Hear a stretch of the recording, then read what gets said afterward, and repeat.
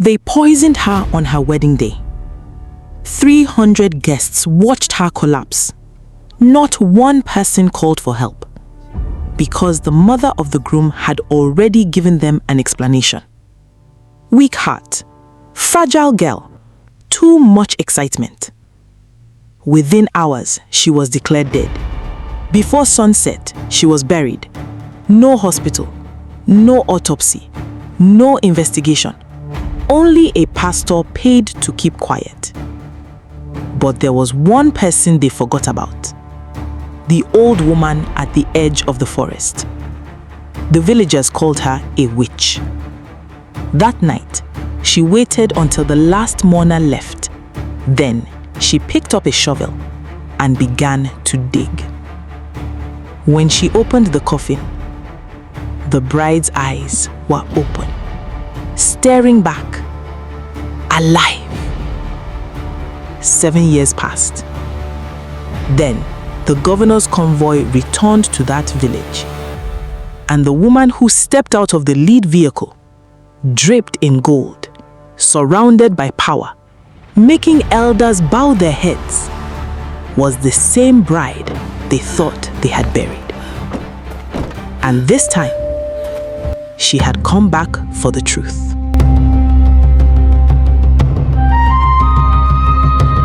There are some people who are born into wealth, and there are some people who are born with something even greater, a good heart. Chinelo belonged to the second kind. Everybody called her Nello. She was 23 years old. She lived in a small village outside Owerri with her grandmother. She was a primary school teacher. She was not rich. She never wore expensive clothes. She did not come from an important family. But wherever she went, people smiled when they saw her, because Chinelo was kind. The children in her classroom adored her. The women in the village prayed for her. Even the old men sitting beneath the mango tree every evening spoke kindly about her. She had a beautiful habit. She helped people when nobody was watching. If an old woman dropped her basket in the market, Chinelo would carry it home. If a child came to school hungry, she quietly shared her lunch.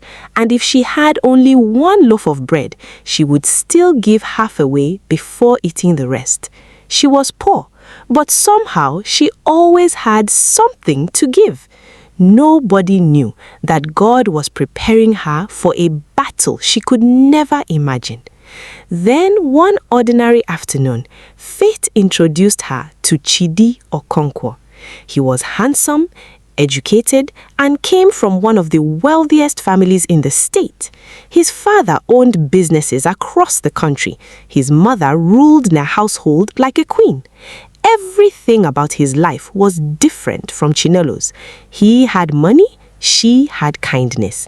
He grew up in luxury, she grew up with just enough to survive. Their worlds should never have met, but sometimes destiny has other plans. Chidi first saw Chinelo at the village market. An elderly woman carrying a basket of fruits stumbled and fell beside the road. The fruits scattered everywhere. People looked at her, then walked away. Everyone was in a hurry. Everyone except Chinelo. Without saying a word, she dropped what she was carrying and knelt in the dust beside the old woman. One by one, she picked up every fruit that had fallen to the ground. Then she carried the basket all the way to the old woman's house. She asked for nothing in return. She simply smiled and wished her well. Chidi watched everything from a distance. He was supposed to attend an important business meeting that afternoon.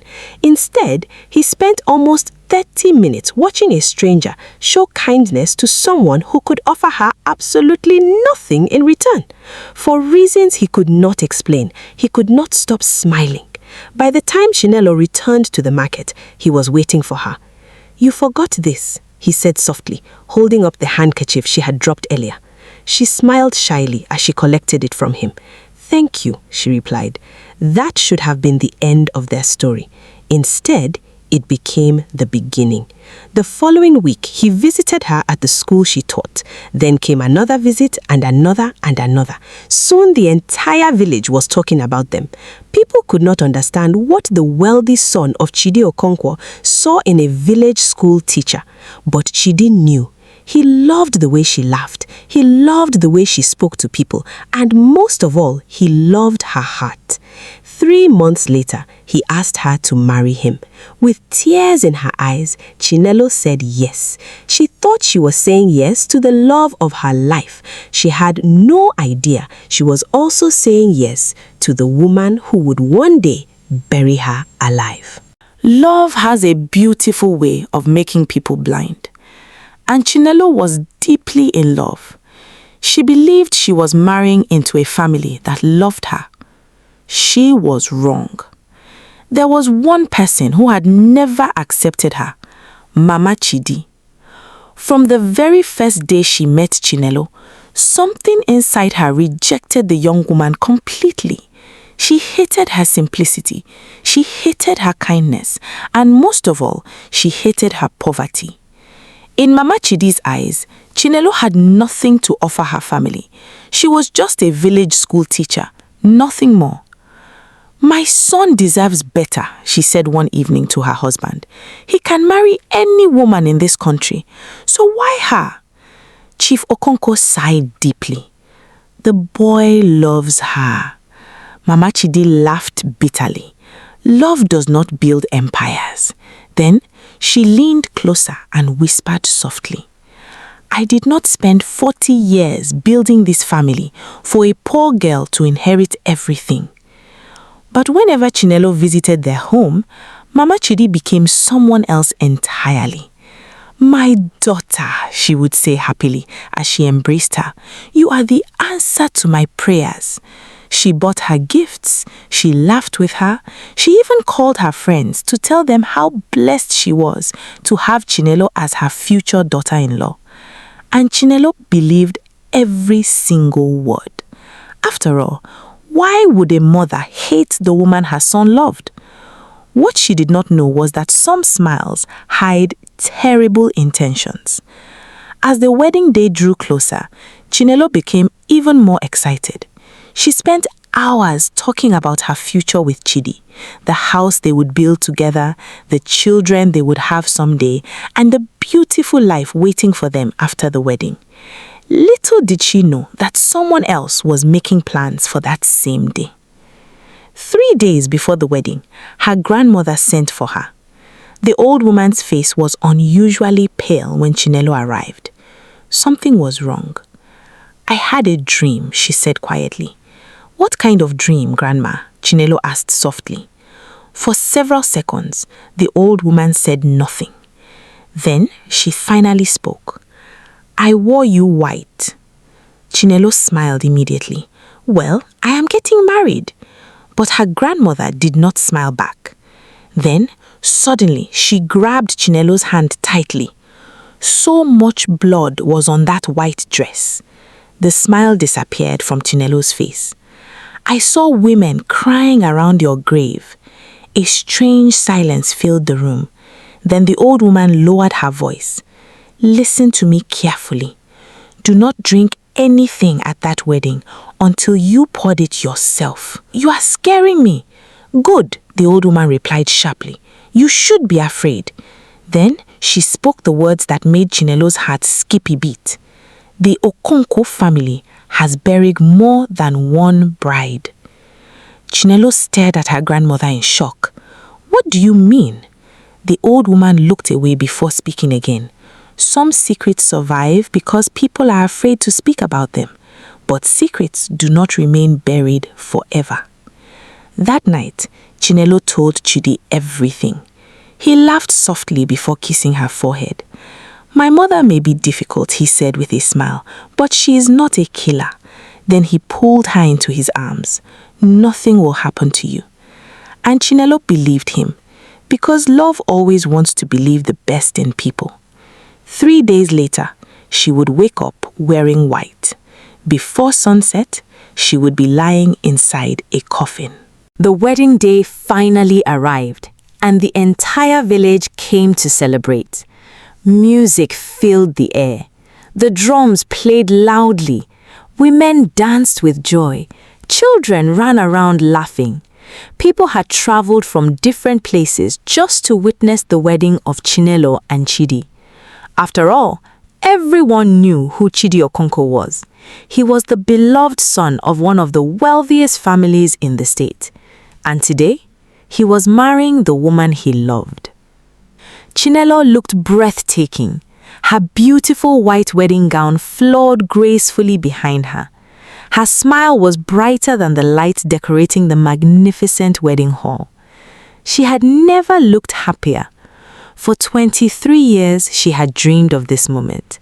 And now, it was finally here. She looked at Chidi. He smiled at her. She smiled back. Life felt perfect. She did not know that before the day would end, she would be fighting for her life. The ceremony was beautiful. The hall was magnificent. Everything reflected the wealth and influence of the Okonkwo family. The food was endless. The music was unforgettable. And the guests could not stop talking about how beautiful the bride looked. Then, Chief Okonkwo stood up to speak. The hall became silent. He smiled warmly at Chinelo. "My daughter," he said proudly, "I have never had a daughter before today." The guests clapped loudly. Tears gathered in Chinelo's eyes. "You have brought great joy into our family," he continued, "and from today, this is your home." Chinelo could barely hold back her tears. For the first time in her life, she felt like she belonged. She looked toward Mama Chidi. The older woman smiled proudly at her. Or maybe she was pretending. Then came the final tradition of the day, the first drink between husband and wife. Mama Chidi slowly stood up from her seat. In her hands was a beautiful ancient calabash decorated with traditional carvings. The entire hall watched her. "This calabash has been blessed by our ancestors," she announced proudly. "It represents love, unity, and a lifetime together." The guests smiled approvingly. Nobody questioned her. Why would they? She was the mother of the groom. Mama Chidi slowly poured the drink herself. Then, she walked toward Chinelo with a beautiful smile upon her face. "My daughter," she said softly, "drink this, and may you never leave this family." The guests cheered loudly. Chidi smiled proudly at the woman he loved. Without hesitation, Chinelo lifted the cup and drank. At first, nothing happened. Everyone laughed happily. The celebration continued. Then, suddenly, something changed. 2 minutes later, Chinelo blinked slowly. Her smile disappeared. The room began to spin around her. She held her head gently. Chidi immediately noticed. "Chinelo?" She tried to answer him, but her voice sounded strange. 4 minutes later, her hands began to tremble. The cup slipped from her fingers and shattered on the floor. The hall immediately became silent. Fear slowly replaced celebration. "What is happening? Is she all right? Someone call a doctor." Before anyone could move, Mama Chidi stood up calmly. Too calmly. "Everyone relax," she said softly. "The poor girl has always had a weak heart." Chidi looked at his mother in disbelief. "What are you talking about?" The excitement was simply too much for her. "No," Chidi shouted. "That's not true." He held Chinelo tightly in his arms as her body became weaker. Then, suddenly, foam appeared at the corner of her mouth and she collapsed. Within hours, Chinelo was declared dead. No hospital, no proper investigation, no questions, only silence. Before sunset, the woman who entered the wedding hall smiling was lowered into the ground. But while everyone went home to mourn, someone else was walking toward that grave. That night, the graveyard was silent. The mourners had gone home. The music had stopped. Only the wind remained.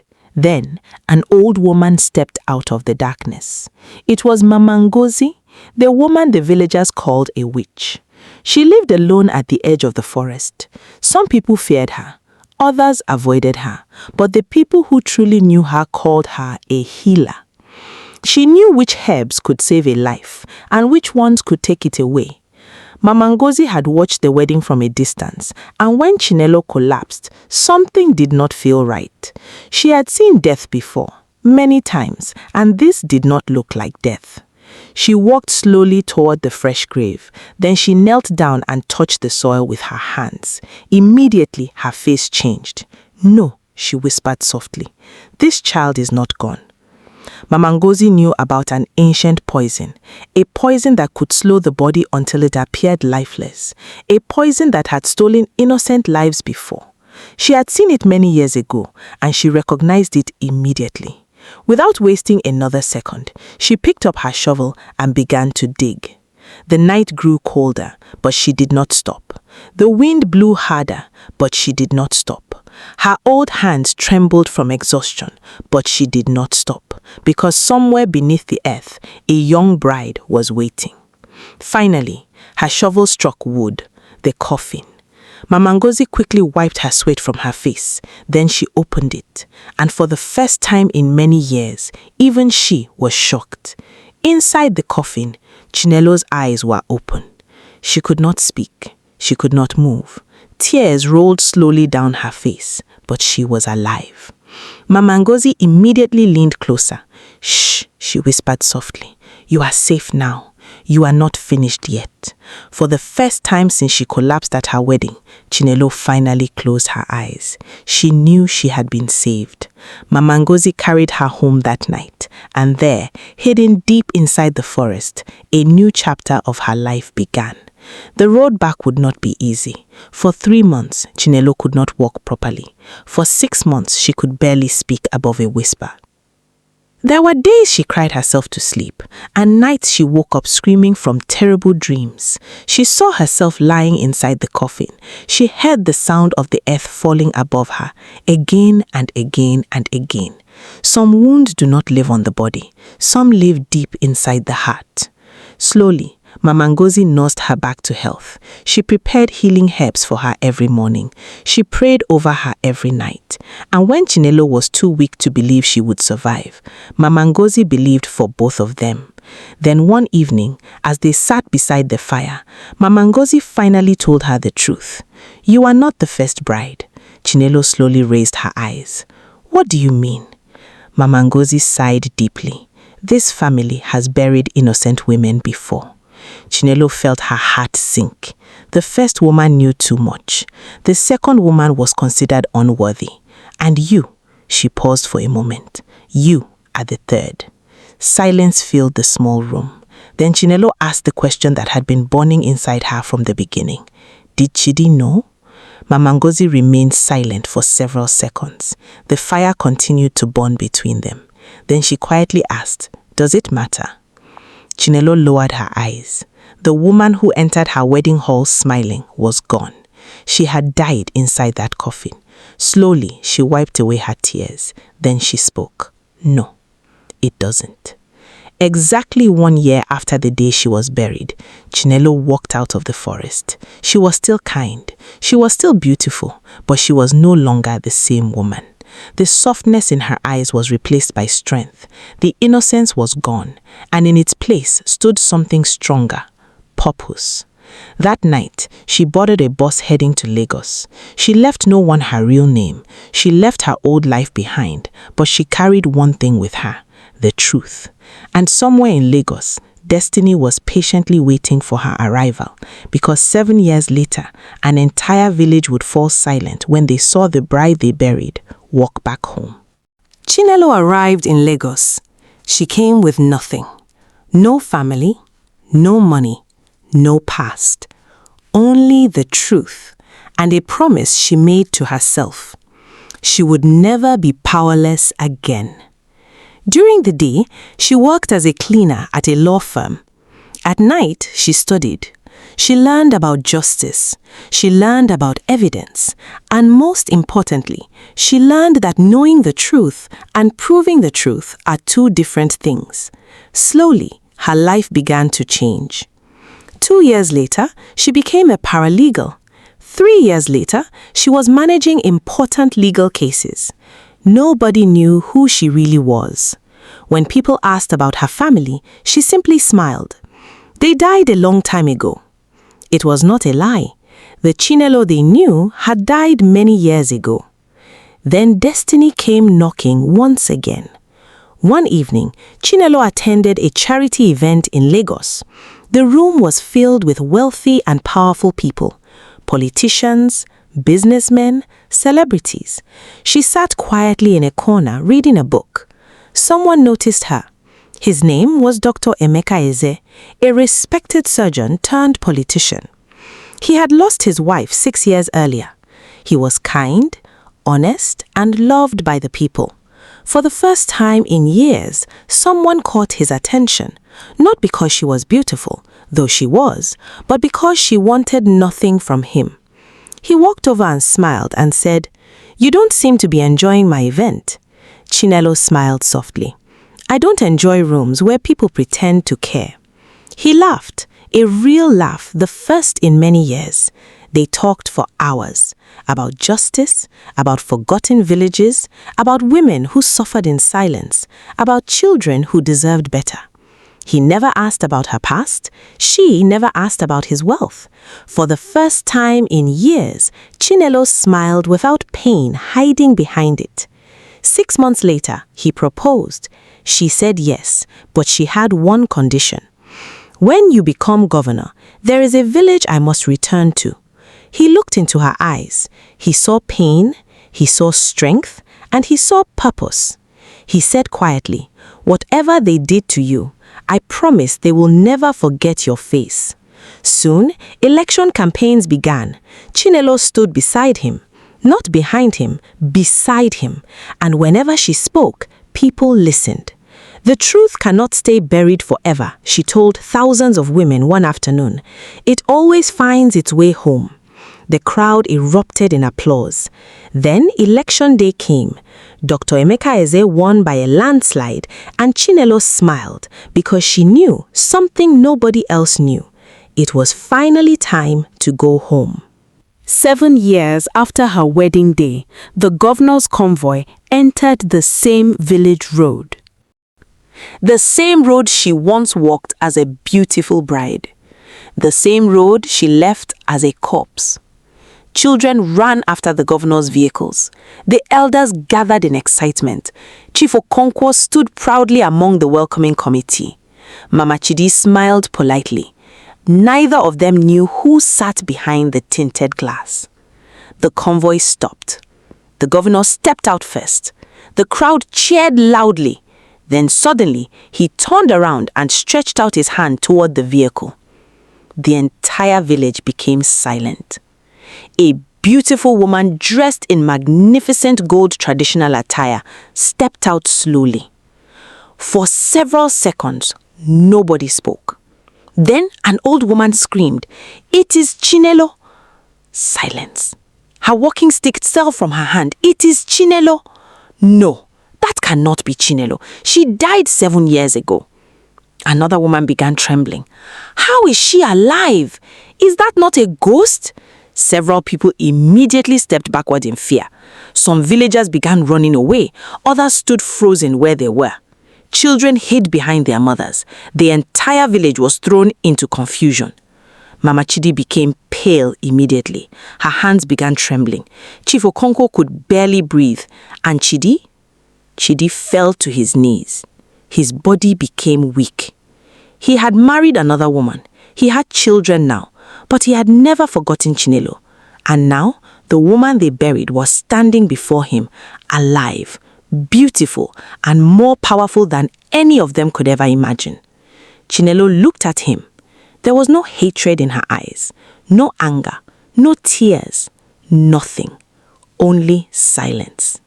Then she finally spoke. "There is something this village needs to see." Without another word, she turned around and began walking toward the family burial ground. The entire village followed behind her. Nobody wanted to be left behind. She stopped before an overgrown patch of earth. Tears gathered in her eyes as she looked down at the ground. Then she spoke softly. "This is where they buried me." The crowd gasped. Mama Chidi immediately stepped forward. "No, you cannot touch it. This is sacred ground. This is family land." Chinelo slowly turned and looked into her eyes for the first time in 7 years. Mama Chidi immediately lowered hers. The governor spoke for the first time. His voice was quiet, yet every single person heard him. "Dig." The security officer stepped forward immediately. The crowd watched in complete silence. 5 minutes passed, then 10. Finally, the shovel struck wood. The coffin, the same coffin they buried 7 years ago. "Bring it out," the governor ordered. Several men carefully lifted it from the ground. Mama Chidi had begun crying uncontrollably.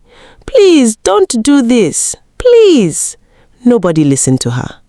"Open it," Chinelo said quietly. The lid opened slowly. The entire village held its breath. And then they saw it. Nothing. The coffin was empty. An empty coffin. Yet somehow it spoke louder than 1,000 voices. The crowd erupted immediately. "Oh my God! She was buried alive! It is true! The girl was innocent!"